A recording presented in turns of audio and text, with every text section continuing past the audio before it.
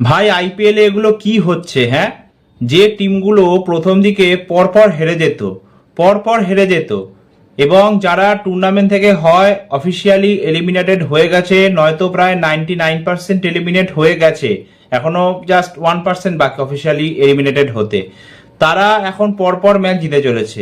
এবং কাদের এগেনস্টে জিতছে? যাদের প্লে অফে কোয়ালিফাই করতে হবে, যাদের প্লে অফে কোয়ালিফাই করার চান্স আছে তাদের এগেনস্টে। ভাবতে পারছো এটা?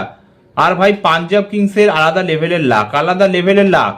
মানে চেন্নাই সুপার কিংস যদি এখানে লখনৌকে হারিয়ে দিত, তাহলে চেন্নাই টপ ফোরে চলে আসতো, পাঞ্জাব ছিটকে যেত, পাঞ্জাব বাইরে বাইরে হয়ে যেত। এখানে যদি রাজস্থান রয়্যালস দিল্লি ক্যাপিটালসকে হারিয়ে দিত, তাহলে রাজস্থান টপ ফোরে চলে আসতো, পাঞ্জাব যাকে বলে টপ ফোর থেকে বাইরে হয়ে যেত। কিন্তু না, এরা দুজনেই হেরে গেল, আর পাঞ্জাব এখনো টপ ফোরে রয়ে গেল। বুঝতে পারছি না আমি কি হচ্ছে।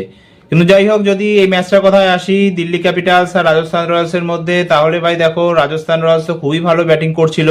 একসময় 14.1 161 রানে 2 উইকেট ছিল। তখন তো আমরা সবাই ধরে নিয়েছিলাম যে 230 রান তো মিনিমাম এখান থেকে স্কোর হবে। মানে 35 বল আছে, হাতে 8খানা উইকেট আছে, 70 রান স্কোর করতে পারবে না? 65 রানই করুক, 225ই করুক অন্তত।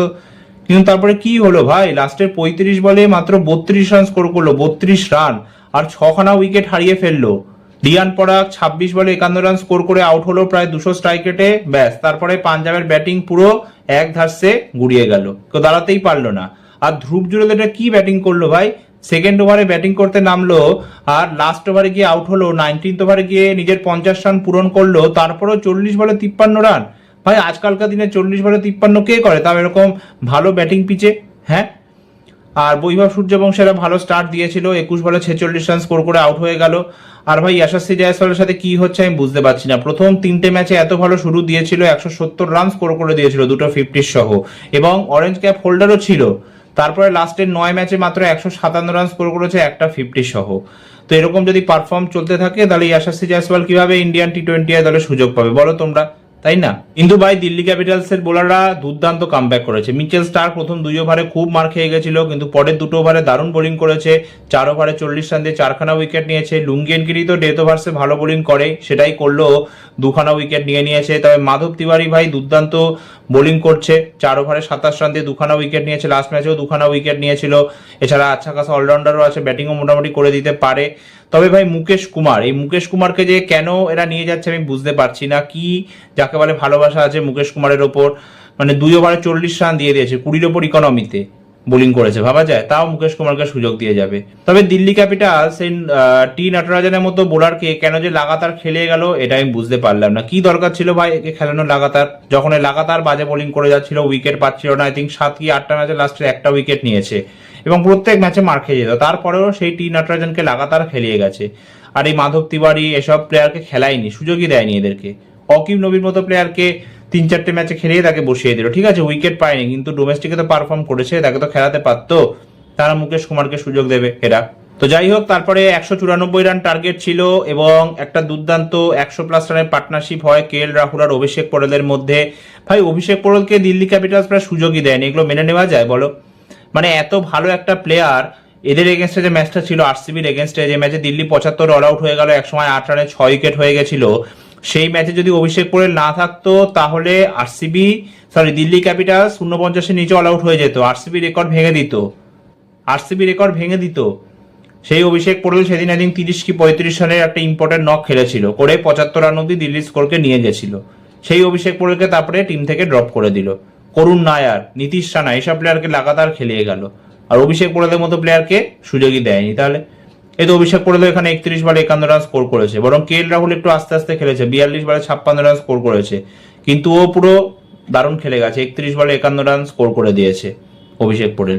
তাহলে তাকে সুযোগই দেয়নি এতদিন ধরে। ভাই কে এল রাহুল দেখো 42 বলে 56 করেছে, তবে আর একটু ফাস্ট খেলা উচিত ছিল। হ্যাঁ, এবং অক্ষর প্যাটেল আস্তে আস্তে করে লাস্টে 2টো ম্যাচে ফর্মে ফিরেছে উইথ দ্য ব্যাট।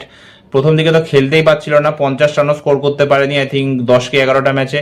তো লাস্টের 2টো ম্যাচে ফর্মে ফিরেছে, এবং শেষে আশুতোষ শর্মা একটা খুব ভালো ফিনিশিং টাচ দিল। অক্ষর প্যাটেল আর আশুতোষ শর্মা মিলে যাকে বলে দিল্লিকে ম্যাচটা জিতিয়ে দিল। তবে ট্রিস্টান স্টাবসেরও অফ ফর্ম চলছে, একদমই খেলতে পারছে না এই সিজনে।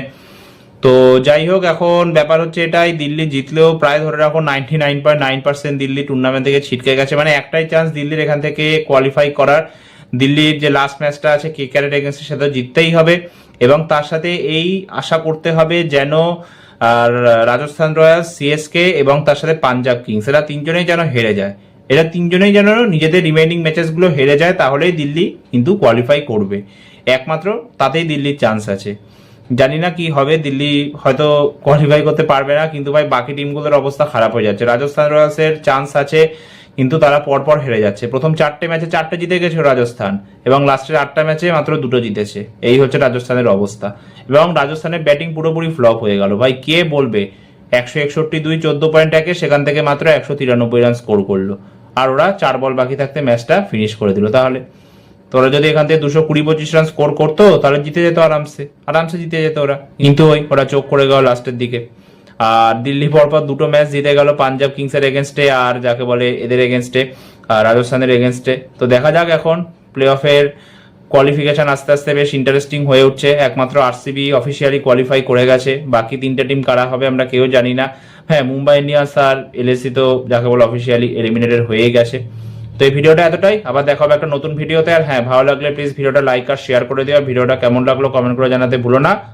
ধন্যবাদ।